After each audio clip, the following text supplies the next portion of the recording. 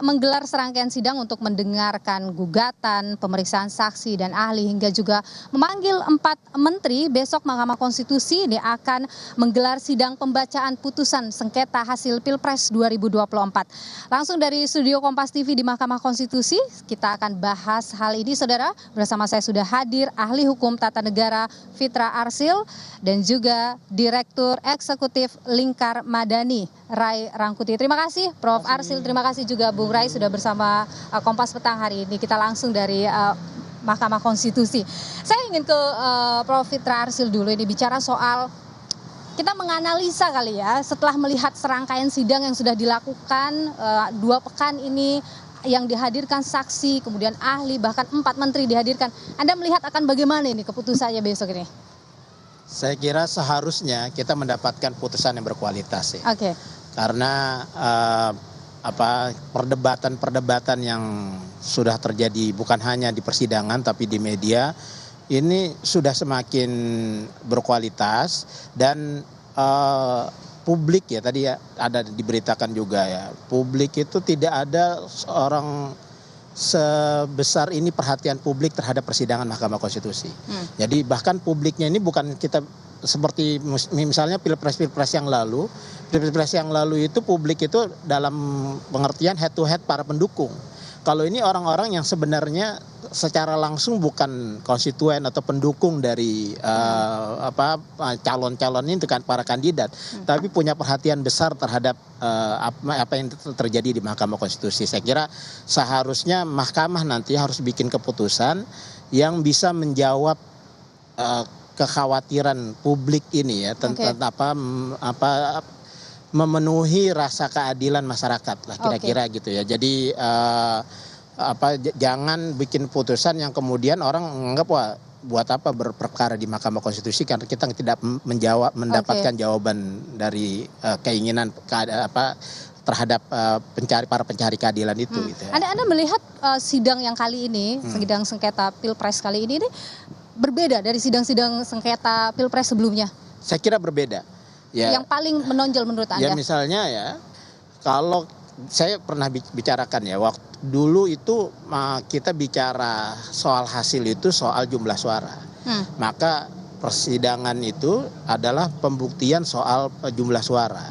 Ya, lalu Mahkamah sendiri berkembang pemahamannya yang menganggap bahwa yang disebut hasil itu bukan hanya jumlah suara setelah pemungutan suara, tapi juga yang termasuk hasil itu termasuk di dalamnya electoral proses kalau terjadi di pelanggaran di electoral proses yang bisa ditaksir pengaruhnya pada jumlah suara. Ya, tapi yang sekarang ini berbeda lagi. Dia bukan jumlah suara yang diadili ya kemarin itu, bukan jumlah suara, bukan juga di electoral proses, juga sulit ditaksir pada hasil pengaruhnya, tapi memang didalilkan punya motif ingin berpengaruh pada hasil. Nah, jadi dia beyond electoral proses lah gitu ya, seperti bansos, penjabat, kepala daerah. Jadi ini lebih pelik menurut Anda? Lebih pelik. Nah, oleh karena itu maka kita tidak melihat misalnya pembuktian-pembuktian yang orang mendatangkan form C1 itu enggak, itu bukan pembuktian itu yang dilakukan, tapi adalah policy. Dan menariknya apa yang didalilkan ini kemudian diakomodasi oleh Mahkamah gitu dengan memanggil menteri. Ya, itu artinya kan seperti memberikan titik terang bahwa memang kita nggak akan, sudah selesailah urusan pembuktian itu, bahwa yang kita persoalkan hanya soal kuantitatif. Ya, menurut saya ini bagus emang, dan ini saya bilang ini konsisten juga dengan pendapat-pendapat Mahkamah sebelumnya dalam pengadilan-pengadilan peradilan sengketa pilkada misalnya, itu juga biasa terjadi. Saya ingin ke Bung Ray. Bung Ray, di tengah situasi sidang yang bergulir di Mahkamah Konstitusi, pergolakan politik juga jalan itu di situ. Anda membaca itu bagaimana itu? Ya, pergolakan ada 2 ya. Pertama tentu saja implikasi dari sidang-sidang ini. Tapi pada saat bersamaan juga apa istilahnya itu ya, carut marut diantara para politisi sendiri gitu. Carut marut. Nah, kalau yang berkaitan dengan sidang-sidang ini, saya kira justru pergolakannya nggak sebesar yang sebelum-sebelumnya kan. Kalau sebelum-sebelumnya misalnya 2019 yang lalu itu kan sampai demo di mana-mana gitu ya dan sebagainya. Sekarang tidak. Justru karena itulah menariknya sidang MK kali ini, karena tadi Bung Fitra udah mengatakan bahwa jauh lebih berkualitas nih, gitu. Karena lebih banyak argumen dikeluarkan, lebih banyak pendapat dikeluarkan, dan agak jauh dari hiruk pikuk yang bersifat massa, gitu. Ya syukurlah kemarin kalau kemudian Pak Prabowo mengatakan jangan turun deh masa saya, gitu. Itu kan kalaupun itu terjadi itu juga agak aneh, karena sepanjang yang kita ketahui misalnya 2014 yang lalu ketika Pak Jokowi menang, ya kan, yang demo itu cuma Pak Prabowo loh masanya, gitu. Ini berbanding Pak Jokowi nggak demo kan. Iya, gitu. betul. Nah 2019 juga begitu. Ketika sengketa Pak Prabowo, yang turun masanya itu Pak Prabowo, masanya Pak Jokowi nggak turun. Kan? Makanya kalau katanya masa Pak Prabowo turun juga pada sengketa yang sekarang ini tabiat baru lagi nih, gitu ya. Hal yang menarik. Tapi Anda melihat ketika proses sedang berjalan, tapi kemudian pertemuan-pertemuan politik juga terjadi, apa di situ? Apa yang Anda baca di situ? Itu hal yang seperti apa kalau Anda lihat? Ya sebetulnya ada rasa yang sama-sama nggak bisa memprediksi apa kira-kira yang akan diputuskan oleh Mahkamah Konstitusi, gitu kan. Sama-sama punya rasa kekhawatiran begitu? Khawatir, ya kan. Jadi 50-50 lah kan, bisa menang bisa juga ditolak, gitu kan. Nah baik kubu yang sekarang katakanlah digugat kemenangannya gitu, maupun kubu yang menggugat kemenangan itu berada dalam posisi yang sama-sama nih kansnya, gitu. Nah mungkin karena itulah kemarin itu misalnya ada ajakan kita ikut demo juga deh, gitu kan.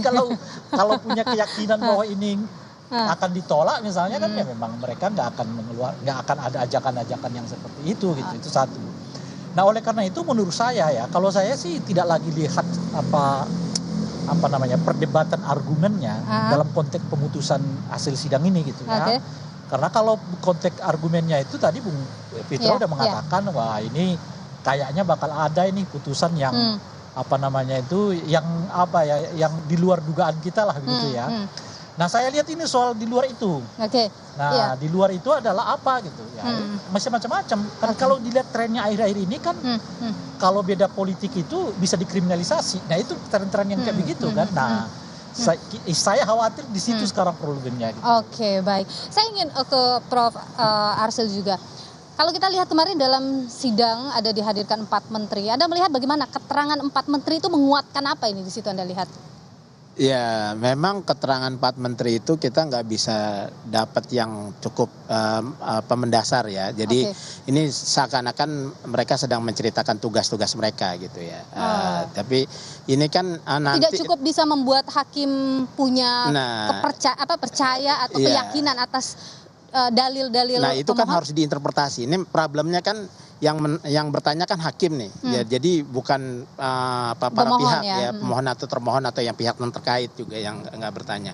Jadi yang nggak menukik langsung terhadap apa kepentingan mereka sebenarnya. Jadi saya kira, tapi nanti pemohon ataupun termohon ataupun pihak terkait mereka akan membuat kesimpulan berdasarkan proses persidangan itu kan, bahwa keterangan-keterangan itu bisa diinterpretasi kepada apa ya terhadap kebijakan ini. Jadi yang dipertanyakan adalah policy kan, kebijakan ini apakah ada kebijakan yang bermotif elektoral, gitu ya. Jawaban daripada menteri itu apakah bisa mengarah ke sana? Nah, itu kalau Anda lihat menguatkan tidak? Atau mengambang Anda lihat? Saya lihat nanti kita lihat bagaimana kesimpulan para pihak ya, pihak yang berperkara ini. Tentu karena ini kan sebetulnya yang diundang bukan menteri kan. Seperti kita dengar kemarin itu penjelasannya Pak Arief kan. Semestinya yang datang ini adalah presiden. Yang dipanggil tuh presiden. Tapi tak elok kata Pak Arief.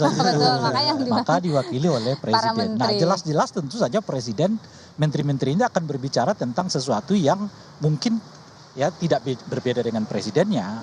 Tapi penjelasan-penjelasan mereka menurut saya ya, ini pandangan saya, kalau dikulitin tanda kutip satu persatu, ada yang saling berbeda, ada yang memberi informasi yang tidak. Tapi menurut Anda keterangan itu cukup menguatkan tidak? Enggak, tadi Bung Fitra udah menyebutkan tadi, sebetulnya nggak ada yang baru dari dalil mereka. Tidak ada yang baru.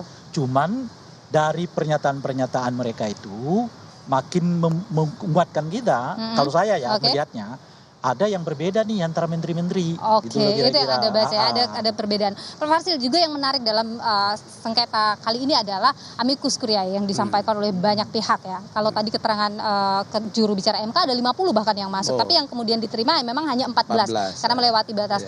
Anda melihat bagaimana fenomena ini muncul di tengah sidang sengketa Pilpres kali ini? Ya, amicus curiae itu memang bukan alat bukti ya. Jadi memang dia nggak menentukan apa signifikan gitu. Tapi ini pertama saya melihatnya ya. Pertama adalah perhatian publik terhadap kasus ini. Ini sangat tinggi dan publiknya adalah kalangan intelektual, bukan massa nih. Jadi kita bukan bicara orang yang datang dengan tanpa gagasan. Ya, ini datang dengan gagasan. Itu artinya apa itu kalau Anda lihat? Artinya orang-orang yang sebenarnya mendukung atau tidak mendukung atau perhatian bukan karena emosi tapi rasionalitasnya yang dia bawa gitu. Dia bawa argumen, bawa rasionalitas. Ini artinya ini sebenarnya kita harus anggap sebagai kemajuan bahwa bagi demokratisasi ini bagus. Jadi ada orang pihak-pihak atau kelompok masyarakat perhatian terhadap apa yang menjadi keputusan Mahkamah Konstitusi. Biasanya hakim akan seperti apa melihat? Memang hakim ini sangat bergantung kepada hakimnya ya. Tapi hakim nggak boleh sama sekali untuk tidak melihat ini. Jadi ini kan dasarnya adalah nilai-nilai yang hidup di masyarakat itu, nilai keadilan hidup masyarakat itu harus diakomodasi. Nah, jadi dia untuk menambah argumentasi ya. Jadi karena putusan mahkamah itu kan dia rasionalitasnya harus tinggi, dia harus memilih argumentasi. Nah, para pihak ini, para profesor, para guru besar, para akademisi, kelompok masyarakat lainnya dibawa argumentasi itu. Baik. Ya. Saya tanya, singkat saja karena kita harus jeda. Saya tanya, justru saya mau tanya Mbak Niur. Ini pertanyaannya. Tadi waktu dengan juru bicara MK itu ditanyakan nggak yang 14 ini apakah dalam posisi menguatkan argumen 0103 atau sebaliknya? Sayangnya tidak dibuka oleh dia apa isinya ya, seperti apa dan siapa yang mengirimkan itu tidak dibuka. Tapi pertanyaan begini, yang kemudian jadi pertanyaan publik sekarang adalah keputusan nanti yang dihasilkan oleh Mahkamah Konstitusi, akankah itu legitimate, kemudian tidak akan menimbulkan pertanyaan lagi bagi publik, tidak akan menimbulkan kekisruhan. Terus kemudian ketidakhadiran Anwar Usman dalam sidang sengketa Pilpres ini, apakah itu cukup membuat kita atau masyarakat percaya diri hasilnya nanti benar-benar akan memenuhi unsur keadilan tadi? Kita akan bahas ini setelah jeda berikut ini. Kami akan kembali saudara di Kompas Petang. Kita lanjutkan kembali saudara perbincangan bersama dengan Prof. Harsil dan juga di sini ada Bung Ray Rangkuti. Yang sebenarnya begini, MK ini jadi sorotan publik luar biasa karena sebelumnya ada kasus terkait dengan Anwar Usman. Itu yang membuat publik benar-benar menyorot MK gitu dalam sidang kali ini. Anda melihat bagaimana ini hakim MK harus ini kan mempertaruhkan ya marwah MK dalam putusannya besok. Anda melihat bagaimana soal itu?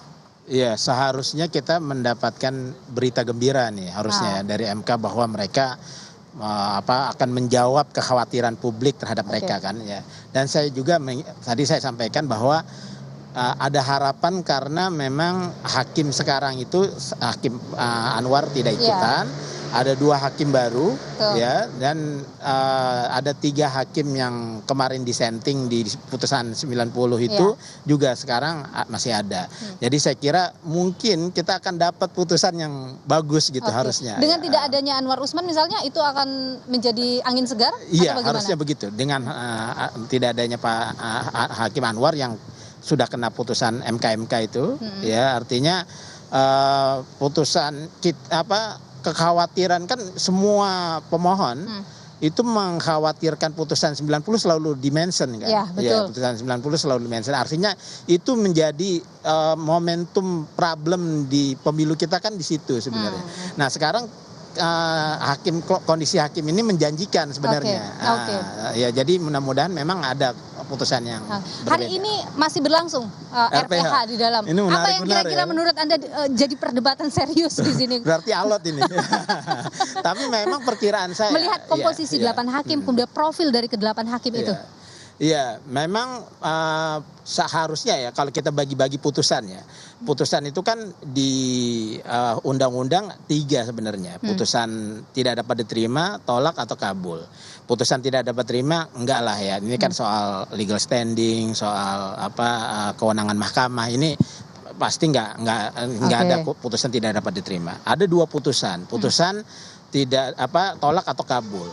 Nah, kita nggak se-ekstrim itu juga. Mahkamah Konstitusi dalam perjalanan mereka mengadili sengketa pilkada atau sengketa pemilu, mereka juga menemukan putusan-putusan yang tidak ada sebenarnya sebelumnya di undang-undang. Jadi mereka bikin putusan sela misalnya. Putusan selanya ini mahkamah berbeda loh sama putusan sela di perdata sama di pidana. Kalau putusan sela di perdata atau pidana nggak boleh terkait objek perkara. Ya, soal hakim yang kewenangan absolut pengadilan, kewenangan relatif dan sebagainya. Nah, kalau ini nggak harus terkait dengan objeknya. Malah disebutkan di PMK-nya sekarang. Jadi apabila dipandang perlu, nah perlunya itu juga nggak ada ukurannya kecuali mahkamah yang menentukan keperluannya. Nah, kemudian terkait objek yang dipersengketakan, objek yang dipersengketakan apa? Ya perkara, berarti pokok perkara. Nah, mahkamah bisa bikin putusan sela yang terkait objek yang dipersengketakan, yang argumentasinya terserah mereka, yang isinya bisa memerintahkan termohon. Ya, termohon dalam hal ini KPU. Ya, KPU atau pihak-pihak yang lain yang jadi disebutkan. bisa saja keputusannya ke sana ya. Bisanya memerintahkan sesuatu. KPU sesuatu. Tapi ya, apa sesuatunya itu ya. kita harus nunggu. Tapi kalau Anda menurut saya harusnya harus putusan itu. Jangan tolak kabul. Kalau tolak kabul ekstrim ya, tolak semuanya atau kabul semuanya tolak semuanya atau kabul gitu. Jadi bisa saja putusannya antara tolak, kabul atau memerintahkan sesuatu pada dia memerintah. Jadi dia termohon. Kabul sebagian gitu misalnya dia memerintahkan termohon atau pihak-pihak lain, kepolisian atau apa untuk melakukan sesuatu. Nah, saya kira rumusan ini yang membuat mungkin RPH sampai hari ini. Jangan-jangan begitu ya. Kalau Bung Rai sendiri bagaimana? Ini kan sekali lagi adalah marwah MK yang dipertaruhkan dalam putusan besok. Anda melihat akan seperti apa ini atau melihat komposisi hakim, profil dari para hakim, Anda optimis? Iya, saya nggak bisa mengatakan optimis atau tidak ya kan. Tapi betul kalau melihat beberapa putusan hakim pasca Anwar Usman gitu ya, relatif agak maju gitu. Misalnya kan salah satunya mereka menerima soal hilangnya parliamentary threshold gitu. Itu udah berulang kali kan diuji oleh orang dan setelah Paman Usman nggak ada malah diterima oleh mereka gitu. Nah, oleh karena itu pada tingkat tertentu saya sih optimis kalau lihat yang kayak begituan. Artinya semangat di Mahkamah Konstitusi ini adalah semangat untuk kembali secara kuat ya untuk 2 hal tuh. Mengarus utama kepentingan publik dan yang kedua adalah penghormatan terhadap konstitusi gitu. Bahwa hakim Mahkamah Konstitusi sampai sekarang tidak mempersoalkan legal standing, tidak mempersoalkan selisih suara gitu-gitu. Jadi itu jadi hal berani memanggil para menteri kaitannya dengan bansos gitu. Artinya memang mereka tidak lagi sedang memperdebatkan selisih suara itu tadi gitu loh. Perolehan suara itu tidak. Yang mereka mau uji itu adalah sesuai dengan pokok dasar kewajiban kewenangan mereka atau apakah satu keputusan tindakan dari pejabat negara itu bertentangan dengan konstitusi atau tidak. Dalam hal ini pemilu kan. Apakah pemilu yang dilaksanakan oleh kita itu berkesesuaian dengan konstitusi atau tidak, khususnya di poin jujur dan adil. Apakah bansos misalnya yang dibagikan dalam kurun waktu 3 bulan terakhir ini itu bisa disebut adil dalam pemilu. Apakah misalnya pengerahan-pengerahan entah itu aparat, entah itu kepolisian, ya, ASN yang diduga tentu itu adil terhadap memenuhi prinsip adil atau tidak dalam pemilu. Gitu. Nah, kalau para hakim betul-betul menuju ke arah sana, gitu ya, melihat persoalan-persoalan yang seperti ini bukan hanya ancaman terhadap kualitas pemilu yang demokratik, tapi juga ya punya potensi bertentangan dengan prinsip pelaksanaan pemilu yang jujur dan adil, ya mungkin saya berada dalam posisi saya mungkin akan mendapatkan satu kabar yang cukup kuat dari putusan MK dalam 2 konteks itu.